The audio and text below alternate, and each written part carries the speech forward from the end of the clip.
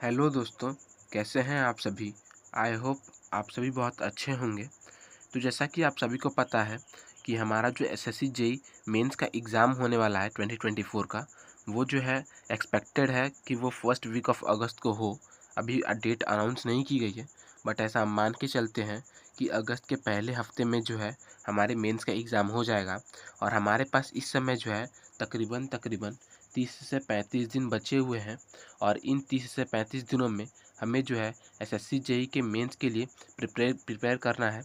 और I know मैं थोड़ा सा लेट हूँ, और मैंने आपको बताया भी था कि मेरा ईज़रो में स्किल टेस्ट था, जिसकी वजह से मुझे बैंगलोर जाना पड़ा, जिसकी वजह से जो है मेरा अच्छा खासा यानी कि अप्रॉक्स एक वीक जो है वहाँ पे मुझे मतलब स्किल टेस्ट देने में और आने जाने में ही लग गया। और काफ़ी बहुत बड़ा प्रोसेस था वहाँ पे, ठीक है। उसके बारे में मैं अगले वीडियो में आपको बताऊँगा। फ़िलहाल जो है इस वीडियो में हम ये बात करेंगे कि अब जो है हमें इन बचे हुए 30 दिनों में क्या-क्या करना है और हम किस तरह से करेंगे, इन सब चीज़ों के बारे में बात करने वाले हैं, ठीक है। हमारे ऑब्जेक्टिव्स क्या होंगे, हम क्या टारगेट रखेंगे हमारे इन लास्ट 30 डेज़ में, कि हम एट द एंड अगर हम देखें तो हम जो है अपने एग्ज़ाम को क्लियर कर सकें, क्रैक कर सकें और अपने ड्रीम डिपार्टमेंट को अचीव कर सकें। इसके साथ-साथ जो है ये जो ऑब्जेक्टिव्स या टारगेट्स होंगे, उनको हम लोग किस तरह से डे बाय डे यानी कि डेली टारगेट्स के हेल्प से, डेली टास्क के हेल्प से जो है अचीव करेंगे, इसके बारे में भी हम बात करने वाले हैं। तो वीडियो बहुत इंपॉर्टेंट होने वाला है, तो आप मेक श्योर करें कि आप वीडियो में एंड तक बने रहें, जिससे कि आप भी हमारे साथ जुड़कर अपनी प्रिपरेशन को और बेहतर बना सकते हैं और एग्ज़ाम में बेहतर परफॉर्म कर सकते हैं, ठीक है। तो चलिए वीडियो को शुरू करते हैं, ठीक है। तो सबसे पहले यहाँ पे मैं आपको बताऊंगा कि हमारे टारगेट्स क्या हैं इस एग्ज़ाम को क्रैक करने के लिए, ठीक है। तो इस एग्ज़ाम के लिए आपको भी पता है कि 30 डेज़ का जो है टाइम हमारे पास इस समय बचा हुआ है। तो इस 30 दिन में जो है हमें कम से कम कितना, कम से कम क्या मतलब अगर हम इतना पढ़ाई कर लें कि हम जो है एग्ज़ाम क्रैक कर सकें, हमारे लिए एनफ हो। हम रिवीज़न कर लें, पेपर देख लें, प्रीवियस पेपर देख लें, वो सब चीज़ें कितना कर लें कि हम जो है एग्ज़ाम के लिए अच्छे से तैयार हो जाएँ। अगर उसकी बात करें तो यहाँ पे मैंने जो है बेसिकली 4 पॉइंट्स में बताया है आपको, ठीक है। यहाँ पे बेसिकली आपको मैंने 4 पॉइंट्स में बताया है। पहला है रिवीज़न। रिवीज़न की अगर बात करें मेरे दोस्तों, मेरे भाइयों, तो रिवीज़न में हम क्या कर रहे हैं। रिवीज़न देखिए, रिवीज़न 2 तरह से हो सकता है, ठीक है। एक रिवीज़न होता है कॉन्सेप्चुअल रिवीज़न, ठीक है। एक होता है कॉन्सेप्चुअल रिवीज़न और एक होता है प्रीवियस ईयर क्वेश्चंस की हेल्प से रिवीज़न, ठीक है। यानी कि प्रीवियस ईयर क्वेश्चंस की हेल्प से भी रिवीज़न करना है और इस एग्ज़ाम के लिए हमें दोनों की ज़रूरत है, ठीक है। तो प्रीवियस ईयर क्वेश्चंस की हेल्प से भी हम रिवीज़न करेंगे और साथ ही साथ हम जो है अपने कॉन्सेप्ट्स और नोट्स को भी दोहराएँगे और उनको भी जो है रिवाइज़ करेंगे, ठीक है। जिससे कि जो है हमारी जो प्रिपरेशन है वो बेहतर हो सके, क्योंकि एज़ यू नो एग्ज़ाम जो है मेंस का वो काफ़ी अच्छे लेवल का एक क्वेश्चंस पूछते हैं। तो इसमें जो है कॉन्सेप्ट्स क्लियर होने चाहिए। हाँ, किसी भी तरह की जो है आपसे मिस्टेक होती है तो आप जो है -1 का जो है ये है -1 का नेगेटिव मार्किंग है। तो काफ़ी जो है अच्छा खासा घाटा लग सकता है अगर कोई भी लापरवाही करता है तो, ठीक है। तो इसलिए जो है ये बहुत ज़रूरी है कि आप जो है आपके कॉन्सेप्ट्स हो गए या फिर जो भी आपकी चीज़ें हैं, जो भी चीज़ें आप पढ़ रही हैं, वो जो है काफ़ी अच्छी तरह से आपको पता हो, ठीक है। और अगर मैं बात करूँ इन पीवाईक्यूज़ की कि ये पीवाईक्यूज़ कहाँ से करेंगे, तो ये जो पीवाईक्यूज़ हैं वो बेसिकली एई लेवल के और जेईई लेवल के क्वेश्चंस होंगे। जो जेईई लेवल के अच्छे क्वेश्चंस होते हैं वो, और एई लेवल के जो क्वेश्चंस होते हैं उन्हें जो है हम जो है इन पीवाईक्यूज़ में पढ़ने वाले हैं। बेसिकली अगर मैं कहूँ तो आप सभी को मैंने जैसे पहले भी बता रखा है बहुत बार, और क्या बोलते हैं, मैं खुद भी इसी को ही यूज़ करता हूँ, वाईसीटी एई को, ठीक है, यूथ कॉम्पिटिशन एई को। इसमें काफ़ी अच्छी तरह से जो है काफ़ी अच्छे लेवल के क्वेश्चंस दिए गए हैं, चाहे एयू की बात करें या फिर जेईई की बात करें। बेसिकली इसमें जो है पीएसयूज़, एई और ईएससी में के जितने भी प्रीवियस ईयर क्वेश्चंस हैं उनसे क्वेश्चंस जो है इसमें दिए हुए हैं, और वेरियस टाइप्स ऑफ एग्ज़ाम के क्वेश्चंस हैं।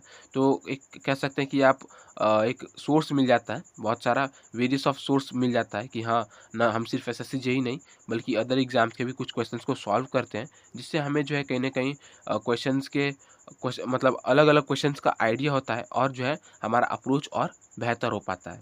तो वाईसीटी एई को मतलब मैंने तो वाईसीटी एई लिया है, आई होप कि आपने भी लिया हो। और अगर आप दूसरे किसी बुक से करते हैं तो आप उससे भी फॉलो कर सकते हैं, इसमें कोई दिक्कत नहीं है। तो करना ये है कि हमें जो है रिवीजन इस समय जो है हमें करना ये है कि हमें जो है कॉन्सेप्ट्स के साथ साथ और पीवाईक्यूज़ को, ठीक है, कॉन्सेप्ट्स और पीवाईक्यूज़ दोनों को ही जो है एक बार रिवाइज करना है बहुत अच्छी तरह से, थोरोली, ठीक है। और पीवाईक्यूज़ के लिए हम लोग YCTA यूज़ करने वाले हैं। जिनके पास YCTA है वेल एंड गुड, जिनके पास नहीं है वो मैं जो चीज़ें बताऊंगा उसमें अपने बुक में खोज के या फिर अपने बुक में जो चैप्टर मैं बताऊंगा, जो सब्जेक्ट मैं बताऊंगा वो सब्जेक्ट आप अपने बुक में क्या बोलते हैं कंप्लीट कर सकते हैं, ठीक है। सेकेंड थिंग है, ये हो गया रिवीजन के बारे में। सेकेंड थिंग है ESC के प्रीवियस ईयर क्वेश्चन पेपर, ठीक है।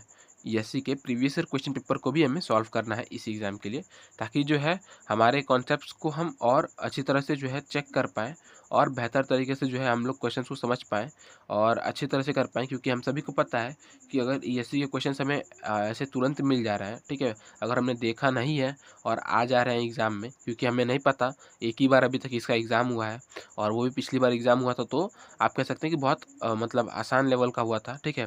पिछली बार प्री मुश्किल हुआ था, मेंस आसान हुआ था, इस बार जो है मेंस प्री अच्छा हुआ है, प्री की तरह ही हुआ है, तो आशा है कि मेंस भी अच्छा हो, ठीक है।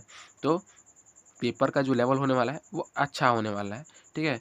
तो हमें चारों तरफ से तैयार रहना है, हमें वर्स्ट से वर्स्ट कंडीशन के लिए तैयार रहना है। तो वर्स्ट से वर्स्ट कंडीशन में हम जो है क्या पूछ सकता है, तो ESC के PYQs पूछ सकता है, तो हम उसे भी पढ़ के रखेंगे, क्योंकि ये जो है काफ़ी हेल्प करेगा हमें, ठीक है, न सिर्फ अपने मेंस के एग्ज़ाम के लिए बल्कि अदर्स एग्ज़ाम के लिए भी, ठीक है। तो ज़रूरी है, तो ESC के प्रीवियस ईयर क्वेश्चंस को देख लेंगे, इससे हमारे कॉन्सेप्ट भी बिल्ड हो जाएंगे। इसके साथ साथ हम जो है AE लेवल के जो प्रीवियस ईयर क्वेश्चन पेपर है, AE लेवल के जो प्रीवियस ईयर क्वेश्चंस है जस्ट लाइक ESC, हम उनको भी देखेंगे। जैसे UPPSC AE का हो गया, UKPSC AE का हो गया, MPPSC AE का हो गया, OPSC AE का हो गया, JPSC AE का हो गया, या फिर जो है BPSC AE हो गया, या फिर PSUs के जितने भी एक इंजीनियरिंग के मतलब ET लेवल, मतलब इंजीनियरिंग ट्रेनिंग के लेवल के जो एग्ज़ाम्स होते हैं, ठीक है, उनके क्वेश्चंस हो गए, तो उनको जो है हम लोग सॉल्व करेंगे, ठीक है। उनके प्रीवियस ईयर क्वेश्चंस को भी देखेंगे, जिससे कि हमें जो है एक बेहतर आइडिया होगा कि हाँ AE लेवल के कैसे क्वेश्चंस आते हैं। और हमें जो है हमारा न्यूमेरिकल जो, जैसे कि आप सभी को पता होगा कि JEE लेवल में बहुत कम न्यूमेरिकल आते हैं, ठीक है, प्री में बहुत कम न्यूमेरिकल आते हैं। तो बहुत बच्चे, फिर बहुत सारे दोस्त ऐसे होते हैं जो कहीं ना कहीं न्यूमेरिकल्स को मतलब उस समय तक इग्नोर कर रहे रहते हैं कि चलो ठीक है हम लोग बाद में देख लेंगे, ठीक है। तो हम जो है ESC और AE लेवल का अगर हम प्रीवियस ईयर क्वेश्चंस कर लेंगे तो हम लोग न्यूमेरिकल से काफ़ी अच्छा खासा हैबिटेंट हो जाएंगे, हम उन्हें अडेप्ट कर लेंगे। और हम जो है एग्ज़ाम में, क्योंकि आप सभी को पता होगा कि मेंस में ठीक ठाक पूछता है, मेंस में ठीक ठाक न्यूमेरिकल पूछता है और साथ ही साथ स्टेटमेंट बेस्ड क्वेश्चन पूछता है। तो ये सब जो क्वेश्चंस पूछते हैं, स्टेटमेंट बेस्ड हो गया, मैच द फॉलोइंग हो गया, या फिर आपका जो है न्यूमेरिकल हो गया, वो ESC लेवल के क्वेश्चन और AE लेवल के क्वेश्चन में बखूबी पूछे जाते हैं। तो इनको अगर हम लोग सॉल्व करेंगे तो हम लोग जो है काफ़ी अच्छी तरह से जो है इन सब चीज़ों को देख सकते हैं और सीख सकते हैं कि हमें कैसे करना है, जिससे कि हम एग्ज़ाम में बेहतर कर लेंगे। इसके बाद अगला पॉइंट है मॉक टेस्ट, ठीक है। मॉक टेस्ट तो आप सभी को पता है, मॉक टेस्ट बताने की ज़रूरत नहीं है, मॉक टेस्ट हमें करना ही करना है। जस्ट लाइक प्री हमें मेंस के लिए भी अच्छे से मॉक टेस्ट देना है, ठीक है। तो ये बात हुई कि हमें क्या क्या कंप्लीट करना है। अच्छा, लेकिन अगर हम थोड़ा सा और अंदर जाएँ, थोड़ा सा हम इसे इन डेप्थ देखें कि भाई ये तो ठीक है, हमने ओवरव्यू ले लिया कि हमें रिवीजन करना है, ESC करना है, AE लेवल के क्वेश्चन करना है, मॉक टेस्ट करना है, बट कितना? तो देखिए ESC की अगर हम बात करें तो ESC में जो है आपको एज़ पर जैसे मैंने आपको बताया था कि बताया क्या था कि मतलब प्री के लिए मैंने आपको बताया था कि हमें जो है टेक्स्ट बुक, ठीक है, हम लोग, मैं या फिर आप जो है, हम लोग टेक्स्ट बुक से जो है मॉक टेस्ट लगाने वाले हैं। और टेक्स्ट बुक में जो है आपके ESC के लिए जो है प्रीवियस ईयर पेपर्स भी अवेलेबल है, तो उनको जो है अगर आप चाहो तो देख सकते हो, ठीक है। तो हम लोग जो है वहीं से सॉल्व करने वाले हैं, वहीं से हम लोग जो है वहाँ पे आपका 2014 से लेकर के 2023-24 तक जो है, जहाँ तक जो है आपके पास लेटेस्ट पेपर अवेलेबल हो, ठीक है, वहाँ तक जो है हम लोग क्या करेंगे, प्रीवियस पेपर को जो है एक एक करके एनालाइज करेंगे, सॉल्व करेंगे।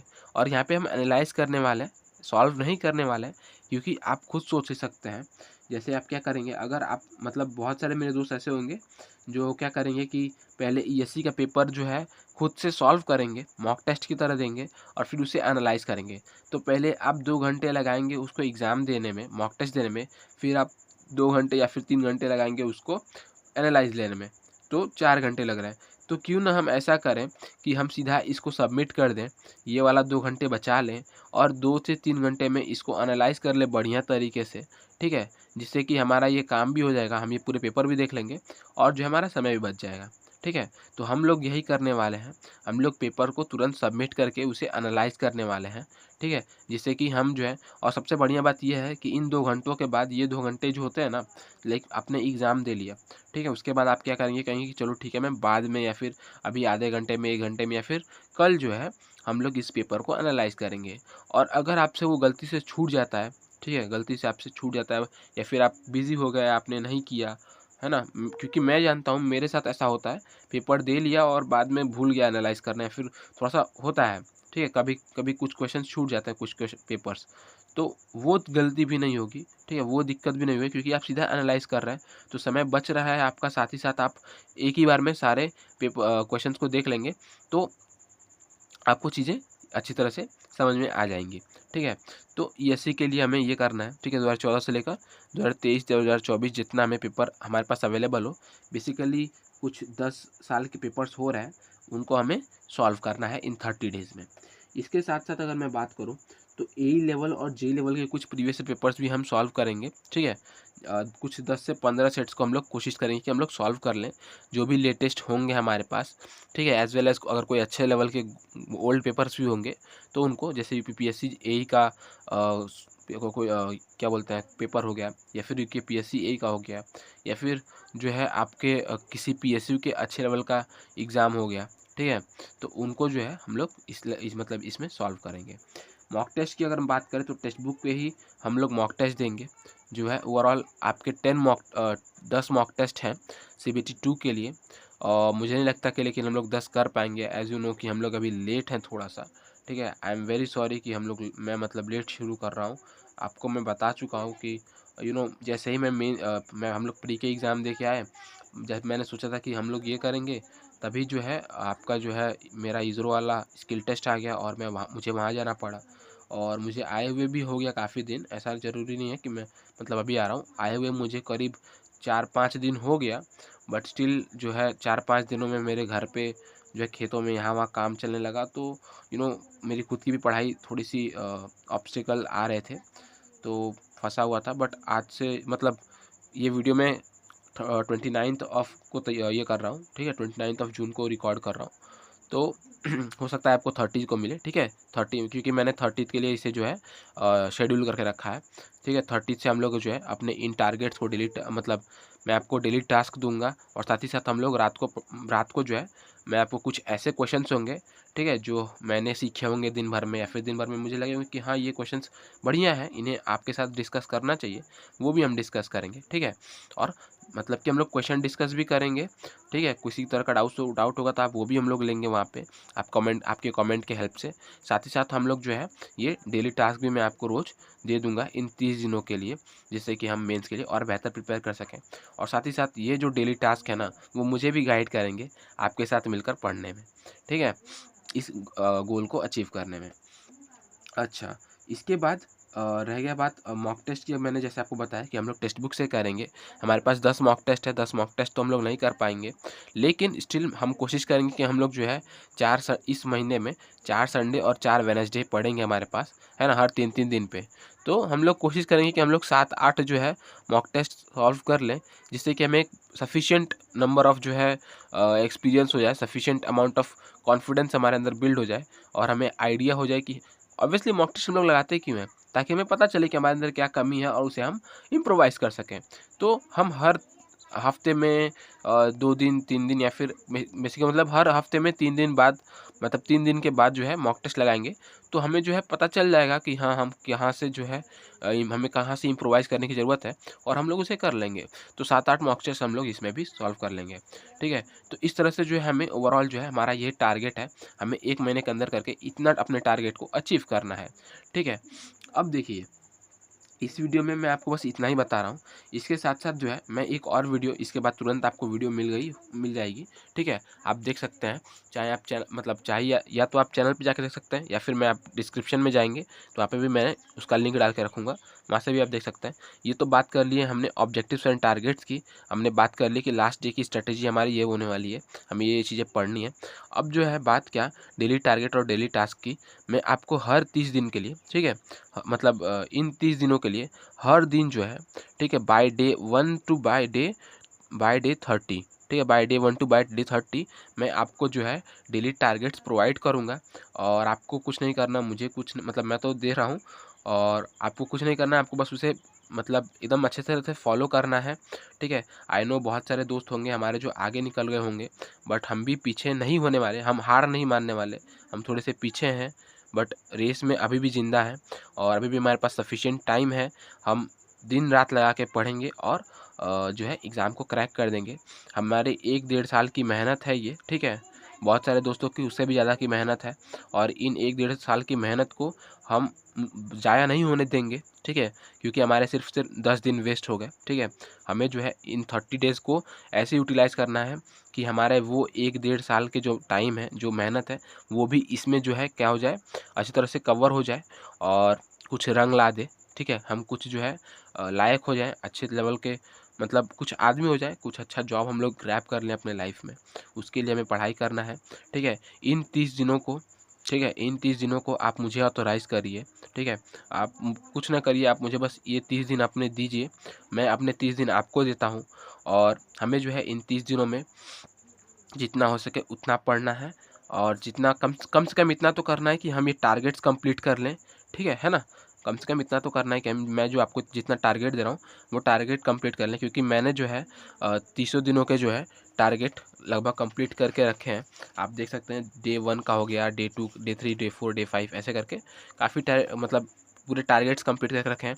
30 दिनों में जो है आप देखेंगे जब पीछे मुड़कर, तो आपने ये सभी चीज़ें कर लेंगे, आपके रिवीजन हो गए होंगे, पीवाईक्यूज आप सॉल्व कर चुके होंगे, कॉन्सेप्ट सॉल्व कर चुके होंगे, ईएससी के पीवाईक्यूज सारे लगा चुके होंगे, एई के 10-15 सेट्स आप लगा चुके होंगे, मॉक टेस्ट आप दे चुके होंगे और इसके साथ साथ मैं आपको ब्रशअप भी करा दूंगा इसी में, ठीक है। मैं आपको देखिएगा, मैं आपको जो है डबल बार रिवीजन करा दूंगा। रिवीजन आप ऐसे तो कर ही रहे हैं, साथ ही साथ इन सब के साथ साथ मैं और भी बहुत सारी चीज़ें करा दूंगा, तो ठीक है, ये सब हो जाएंगे। बस आपको एक काम करना है कि आपको मुझे सपोर्ट करना है और हमें एक साथ जो है मिलकर काम करना है। तो ये था इस वीडियो में। आई होप कि आपको सभी चीज़ें समझ में आई होंगी, ठीक है। आप इसके बाद जो है डेली टास्क 1 का वीडियो देख सकते हैं, है ना। और जो भी मेरे दोस्त ऐसे हैं जो पहली बार जुड़ रहे हैं, उनसे एक हम्बल सा रिक्वेस्ट है कि वो जो है चैनल को सब्सक्राइब कर लें, जिससे कि वो भी हमारे साथ जुड़कर जो है अपने प्रिपरेशन के इस जर्नी को और बेहतर बना सकते हैं, ठीक है। और साथ ही साथ वीडियो को लाइक कर सकते हैं और कमेंट ज़रूर से करिएगा कि ये जो चीज़ें लग रही हैं वो सही लग रही हैं कि नहीं लग रही हैं, हमें मतलब हम कवर कर सकते हैं कि नहीं कर सकते हैं, क्योंकि आपके कमेंट और लाइक से ही हमें जो है मोटिवेशन मिलता है। और साथ ही साथ जो है डेली टास्क को कंप्लीट करते रहिएगा, ठीक है, करते रहना है हमें आपको मुझे, ठीक है। तो ये था इस वीडियो में। Keep watching, keep learning, thank you.